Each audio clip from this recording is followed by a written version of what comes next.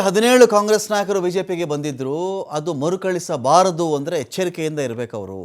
BJP ಜೆಡಿಎಸ್ನವರು Congress ಸೇರ್ತಾರೆ ಎನ್ನುವ ಹೇಳಿಕೆ ವಿಚಾರಕ್ಕೆ ಅಶೋಕ್ ಅವರು ಟಾಂಟ್ ಕೊಟ್ಟಿದ್ದಾರೆ. ಕಾಂಗ್ರೆಸ್ ಕಡೆಯಿಂದ ಬಿಜೆಪಿಗೆ 17 ಜನ ಬಂದಿದ್ರು. ಅವಾಗ ಇದೆಲ್ಲ ರಿಪೀಟ್ ಆಗಬಾರ್ದು ಅಂತ ಸ್ವಲ್ಪ ಹುಷಾರಾಗಿ ಎಚ್ಚರಿಕೆಯಿಂದ ಮಾತಾಡಬೇಕು ಕಾಂಗ್ರೆಸ್ನವರು ಅಂತ ಹೇಳಿ ಅಶೋಕ್ ಅವರು ಟಾಂಟ್ ಕೊಟ್ಟಿದ್ದಾರೆ.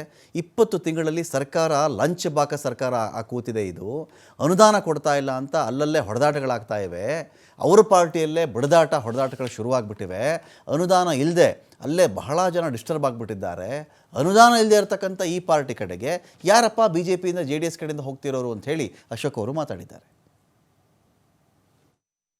ಅವ್ರ ಪಾರ್ಟಿಯಲ್ಲಿ ಅನುದಾನ ಕೊಡದೆ ಎಲ್ಲ MLAಗಳು ಪಾರ್ಟಿ ಬಿಡಬೇಕು ಅನ್ನೋ ಮನಸ್ಥಿತಿಯಲ್ಲಿ ಅವ್ರ ಪಾರ್ಟಿಯಲ್ಲಿರೋದು.